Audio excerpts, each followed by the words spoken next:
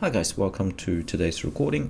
We are going to look at some NCEA Level 2 chemistry today, the concept of interests / Chatelier's principle. Okay, so this is just continuing on from in equilibrium, and if you watched my previous video on the KC calculations and just on what equilibrium is, this will be the ideal next step. Okay, so I've got the so we'll just get into it. So I've got the just vague, well, it's not vague, it's just my personal definition of what Le Chatelier principle is. It's just how I kind of interpret it. You can look it up on study guides and textbook, but it's pretty much just that if you were to make a particular change, if you were to make, like, say, change the concentration, change the temperature, or change the pressure of an equilibrium system, if you apply the change, then the system will no longer be at equilibrium because you changed it. So the factors have all changed, and then it's no longer equilibrium. So what it means is that the forward rate of reaction and the reverse rate of reaction is no longer the same. So that means the system is no longer at equilibrium, and it will shift to the side to minimize this particular change that we've done in order to re-establish equilibrium. Okay, so that's the big concept that we are going to look at. I will give you, so we're just going to go through the three factors that we're interested in, because I'm actually using this particular video for my class because it's, we're going into level 4 lockdown. So again, round 2. So I'll try to type it because they're actually going to use this as notes, so I'm going to type a bit and my keyboard's a bit loud, so just bear with me. Okay, so we're just going to start with some just with going through the three big particular factors that will affect an equilibrium. Okay, so for example, changing concentration. Now I'm just going to use, just for the sake of this particular video, I'm just going to use the Haber process because this is by far the easiest, because this has everything, and this particular equilibrium is one of the most applied and essential chemical reactions you ever need to know, because without the Haber process, we won't make enough ammonia. Without enough ammonia, we won't have enough fertilizers. Without fertilizers, how are we going to feed 7 billion people on the planet? Okay, so that's a very important chemical process. So this is an equilibrium, as you can see with the equilibrium sign in the middle. So if you think about it, the NH3, this ammonia, is the products that we want. Okay, so let's just quick recap. We want to do, if we were to find the Kc for this particular equilibrium, it's going to be NH3 squared divided by N2, which is multiplied by H2 to the, oops, that's fine, to the power of 3. Okay, let me just double check. Yes, that's fine. Okay, so this is a Kc expression.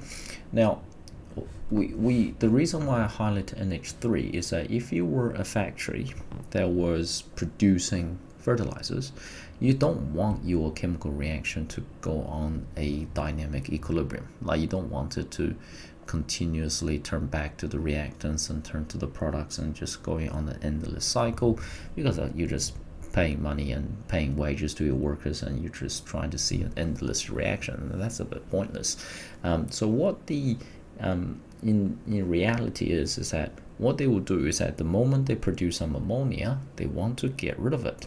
Okay, so for example, in this particular case, if we remove, the condition that we're looking at, if we were to remove ammonia, if we were to remove NH3, so the concentration, so in other words, the concentration of NH3 is going to decrease, because we want to get rid of it.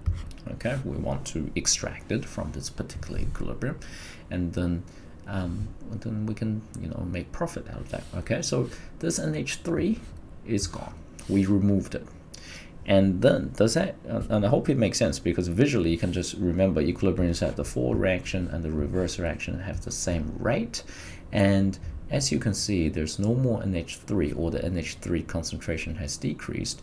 Obviously, the forward reaction, the reverse reaction, is no longer occurring at the same rate. Okay, so removing NH3 has kind of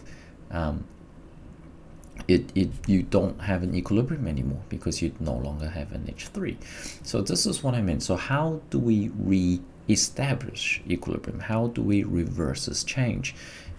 So if we were to remove an H3, so to minimize this change, to minimize or reverse this particular change, we want to do what we, the system will do what we did, but opposite. Now, instead of removing NH3, the system is like, all right, now I have no more NH3. I need to minimize the change. I need to reverse the change to re-establish equilibrium. So that means the system will want to make more NH3 to replace, the NH3 that were gone, that were removed. So how do we make more NH3? The forward reaction is favored. Forward reaction is favored. Okay, so this is a, just as an example, so for the forward reaction is favored. So the moment we remove NH3, that's, the cross that I've done there. So the system is no longer at equilibrium. And that means the particular equilibrium will favor the forward system will favor the forward reaction to make more NH3 to minimize the change that we have done in order to re-establish equilibrium. Okay, so at the end, after a little while, you will re-establish equilibrium. So once equilibrium is re-established, Kc remains the same. Okay, Kc remains the same.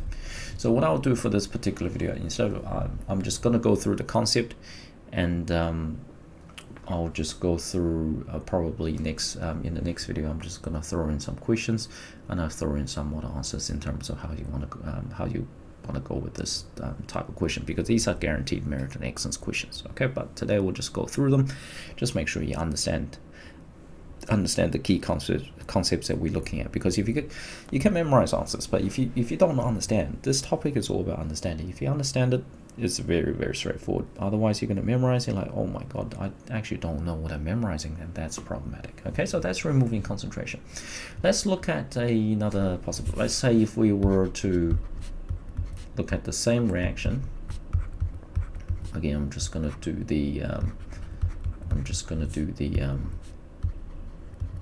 just do a scenario here.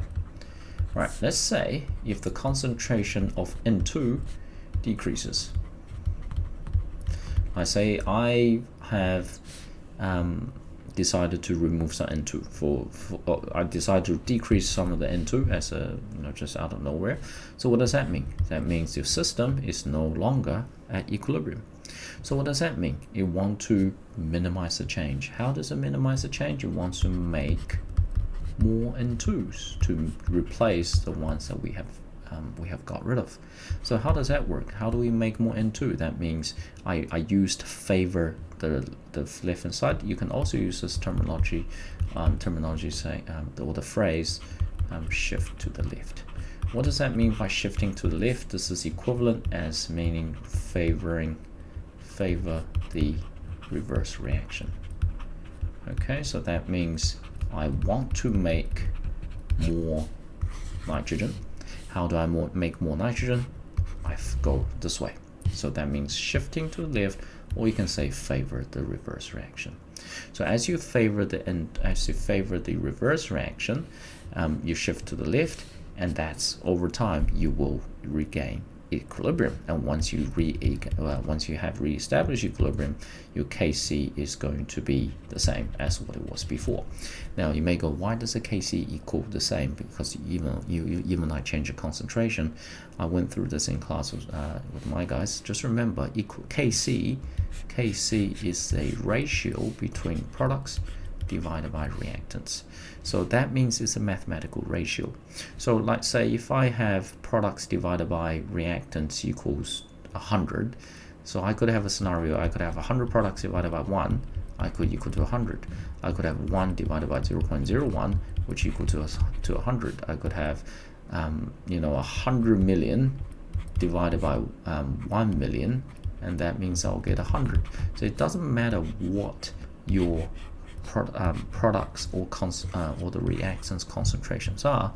The key point is that even though you manipulate or if you change the equilibrium, as long as the temperature is the same, the energy in the particular equilibrium is the same, you will get the same Kc value given that equilibrium has been established, because it is the mathematical ratio that determines if an equilibrium has been established. It's not to do with the amount of the products or reactants, because as you can see, the things that we just talked about, they will adjust, they will shift, they will favor one particular reaction more than the other until the forward and reverse reaction happen at the same rate. And once they do happen at the same rate, given the same temperature, you will get the same mathematical ratio if you use the product's concentration divided by the reactant's concentration. Okay, so hopefully that makes sense. Concentration is the easiest one. So we're just going to move on from that.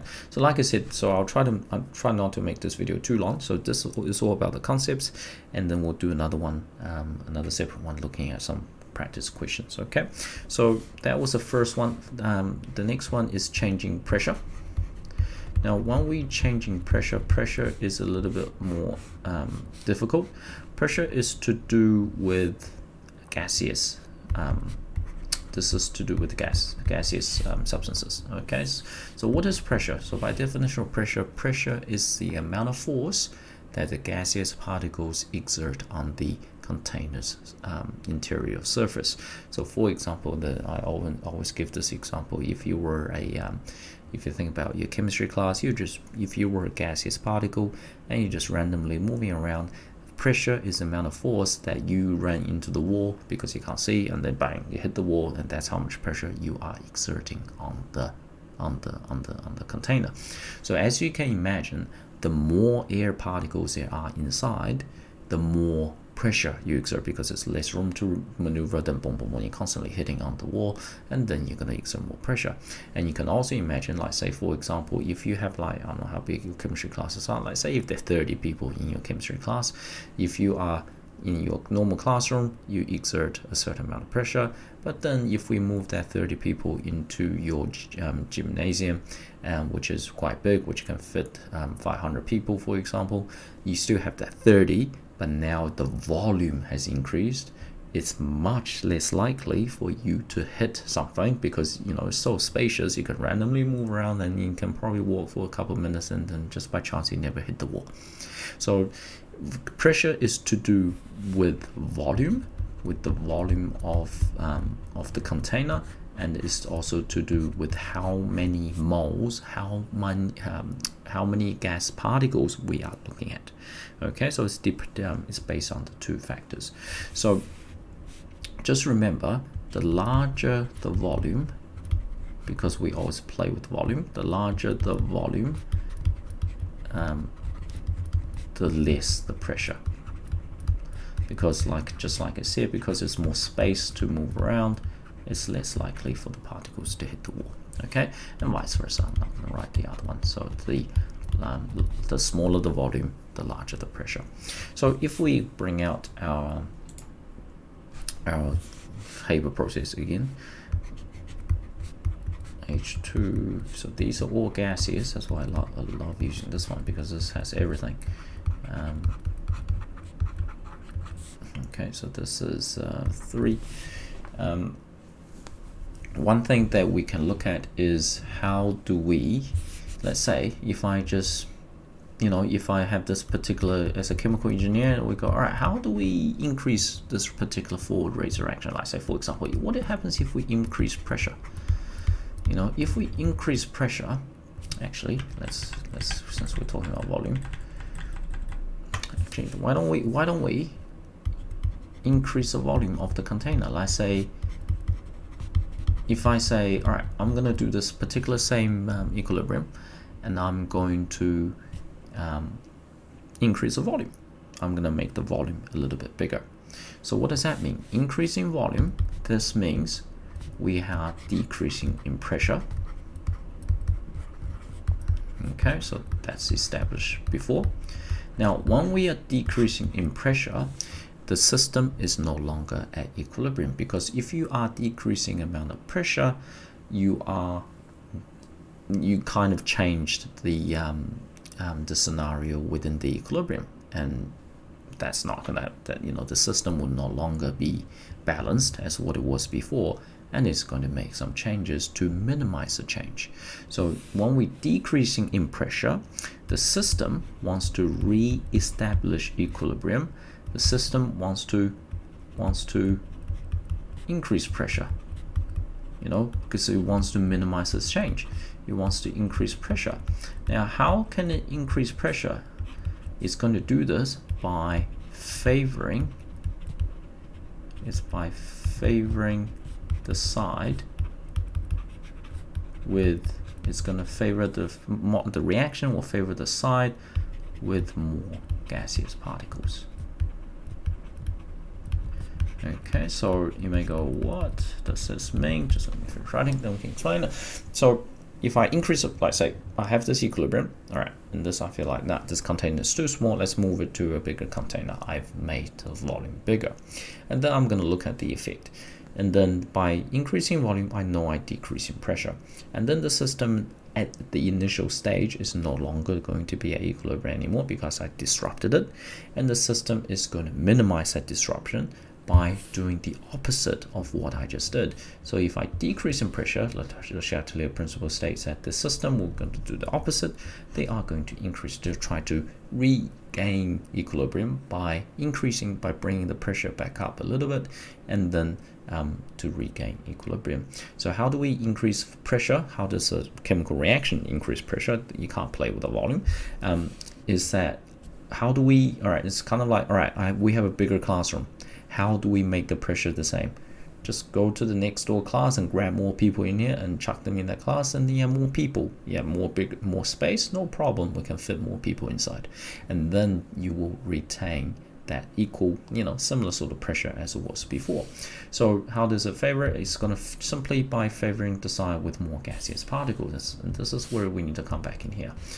All right, we need to come back and look at these. You're going to see that on my reactant sides, I have 4 moles of gas particles, because that's 1 mole, that's 3 moles, 1 plus 3 equals 4.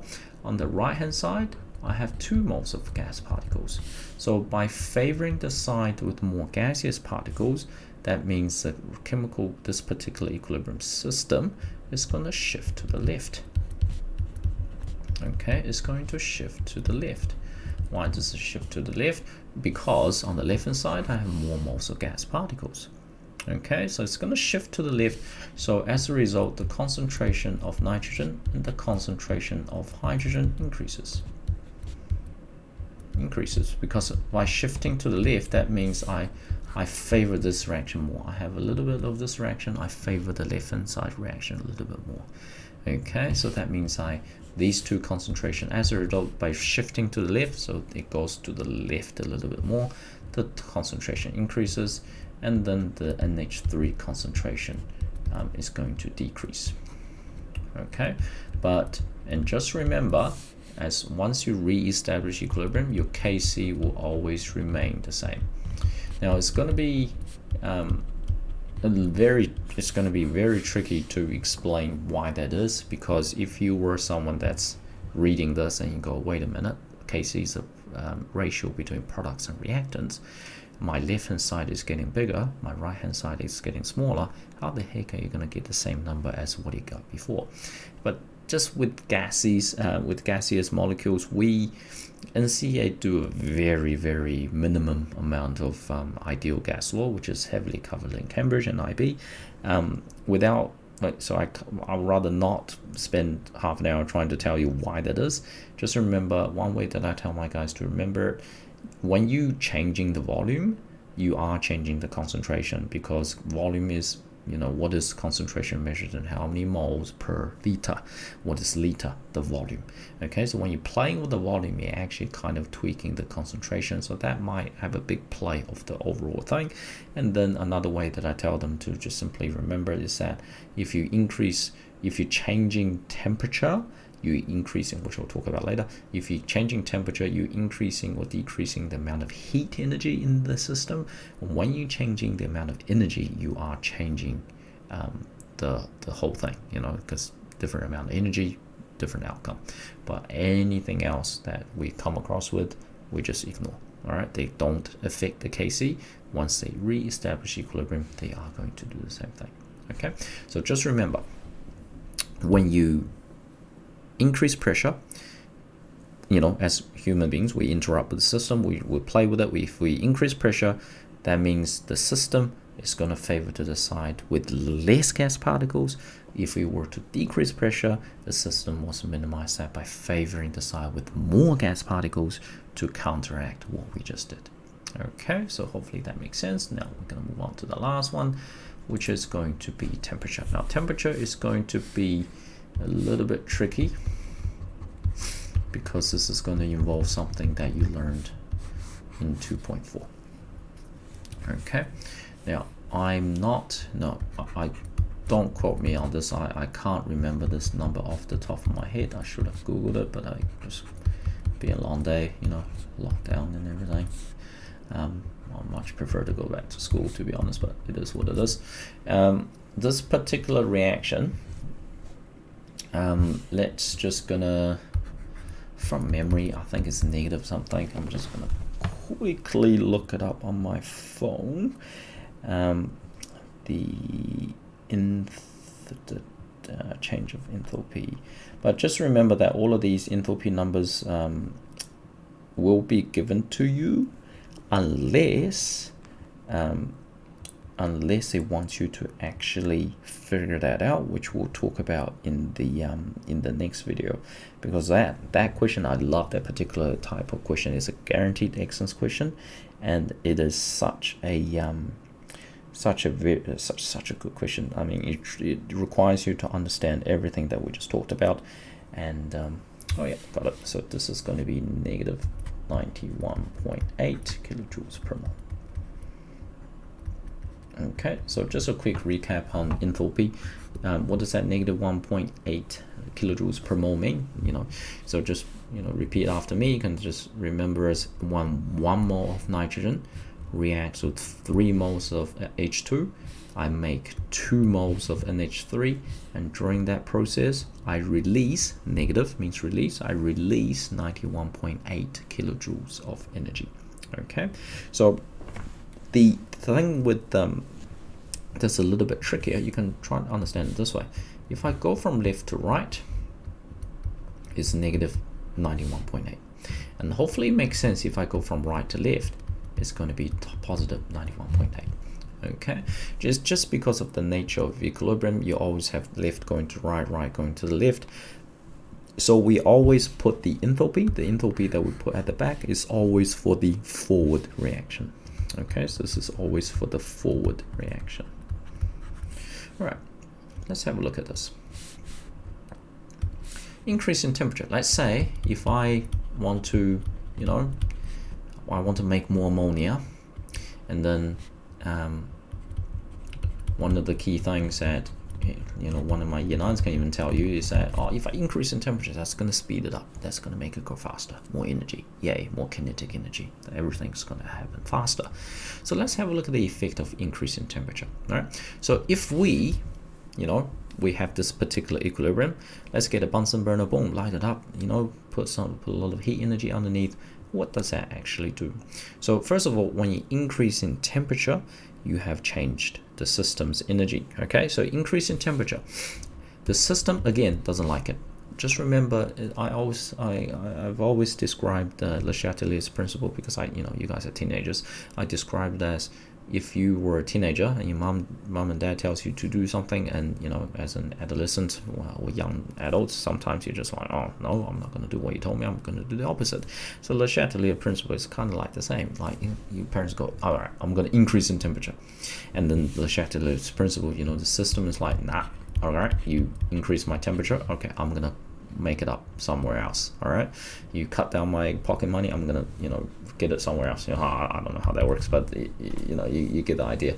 But the system is going to go, right, I'm going to minimize this change. How do I it's going to minimize the change. Minimize the change. It's going to minimize this particular change by favoring. All right, think about this. Yep, think about this. If I increase in temperature, that means my equilibrium, or the system, my system has more energy now. The system doesn't like that. You added more energy. It's like, nah, I want to get rid of it. Okay, it wants to favor the reaction that removes or absorbs the added heat energy. Okay, so just always remember, we do something, they want to minimize the change. So we added an energy, they're like, nah, we want to remove that particular energy. And hopefully from 2.4, you remember when you have energy that is being absorbed, you favor this absorption of energy is endothermic reaction. Okay, it is the endothermic reaction. Now, the forward reaction, we know the forward reaction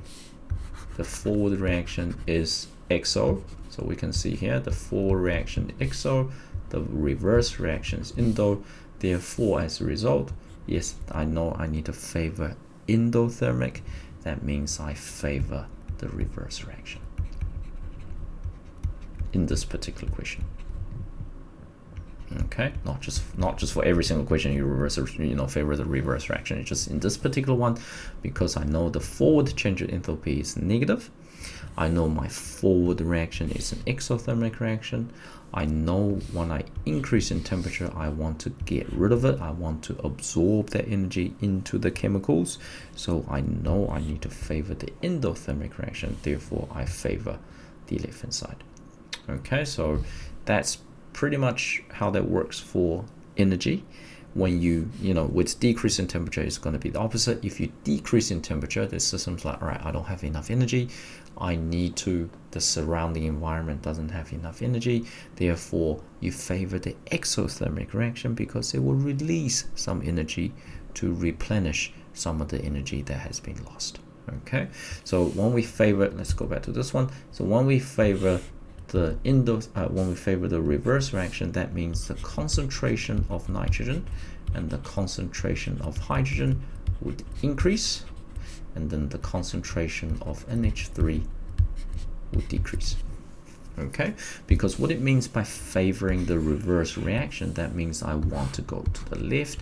That means I make more of these. How did I make more of them? I need to use the NH3 to make those two, and that's why the concentrations will change. Okay, now with your temperature, your Kc would obviously change, because you have a completely different ball game now, because you have a different amount of energy that we currently play. Okay, so hopefully this is helpful enough. I try to keep this relatively short, even though it's half an hour long. So the next video, I'm going to go through some examples. I'm going to go through some model answers, but the understanding is key. So it's obviously good that you could revisit these concepts a bit later. Okay, so hopefully you are well and safe at home, and hopefully we'll see you back at school relatively soon. But if you, again, difficult year with COVID-19, if you want to go through some of the old exam papers, feel free to browse through the playlist. Aiming to cover the 2020 exam by the end of September, hopefully before your school exams, fingers crossed. But you can always find past 2 years, past 2019 and 2018's exams are already done on my YouTube channel. And subscribe if you haven't, leave a thumbs up, and hopefully the recording has helped you. Okay, so all the best, and I'll see you guys next time.